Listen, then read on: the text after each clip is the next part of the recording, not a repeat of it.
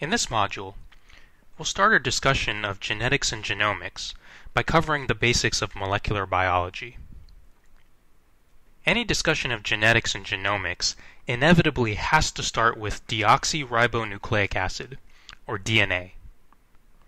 DNA is the molecule that acts as the central repository of genetic information in the body. It's also the molecule that's responsible for carrying genetic information from parent to child, from generation to generation. The DNA molecule is made up of two strands that wind around one another in a configuration known as the double helix. The double helix is extremely stable, which helps to safeguard the genetic information contained within it. On the outside of the double helix are the backbones of the DNA strands, which are made of sugars and phosphates. On the inside of the double helix is the coding portion of the DNA molecule, made up of bases, also referred to as nucleotides. Here's a visual representation of the DNA double helix. Positioned between the two winding sugar-phosphate backbones are the DNA bases. The DNA bases contain the genetic information, and so you can see how the information is protected within the interior of the double helix. DNA contains four standard bases: adenine, or A for short, cytosine, or C for short, guanine, or G for short, and thymine, or T for short. You can see that they have different molecular structures. Notably, guanine and adenine are significantly larger than cytosine and thymine. They have two rings in their molecular structures rather than just one ring.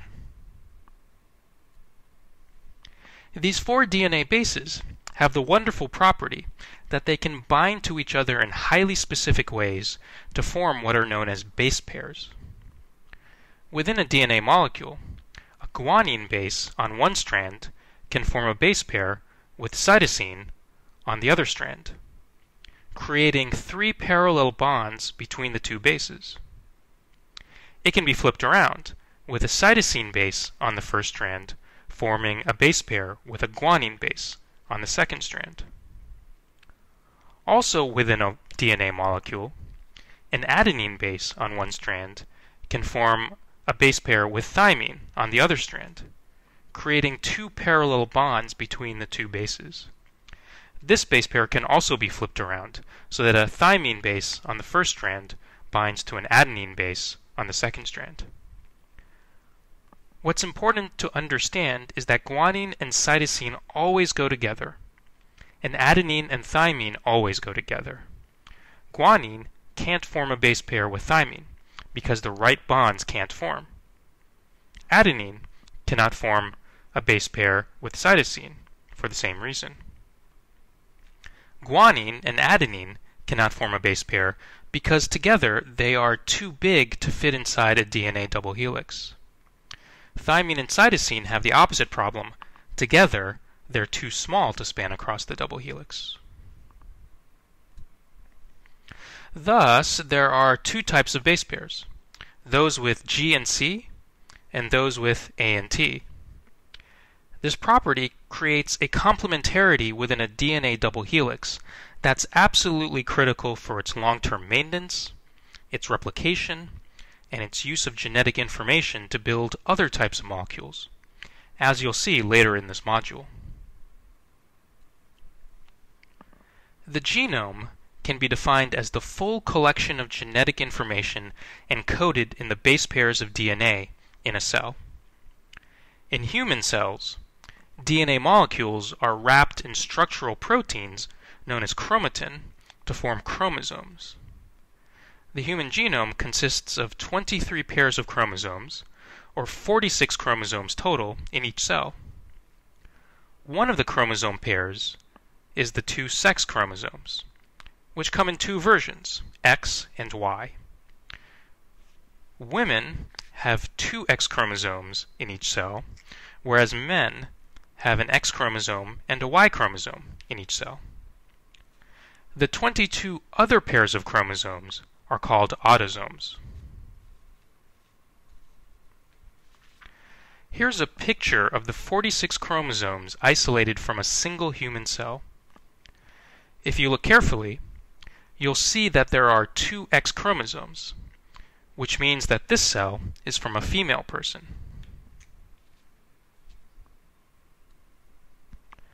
Most cells in the human body grow and divide into 2 daughter cells in a process called mitosis. Typically, each daughter cell must end up with the same amount of DNA as the parent cell. This means each of the DNA molecules in the chromosomes must somehow replicate, turn into 2 exact copies of the original DNA molecule. How are these exact copies made? In DNA replication, the DNA double helix is unwound into the 2 individual strands.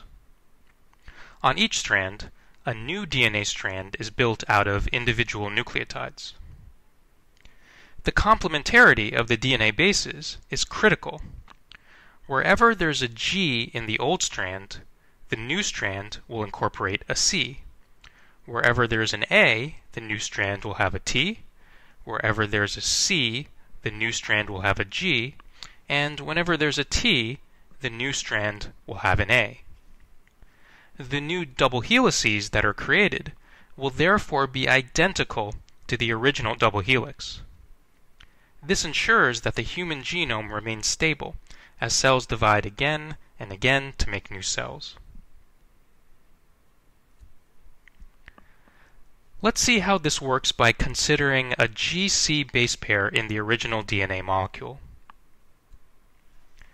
As replication begins, the strands separate, with one strand having the G and the other strand having the C. New strands are built on the old strands. For the first strand, a C is inserted into the new strand opposite the G in the old strand.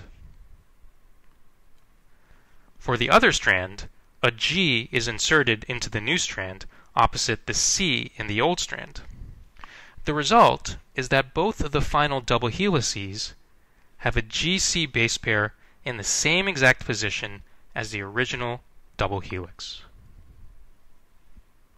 This happens for pretty much every base pair across the entire DNA molecule, thus preserving the genetic information.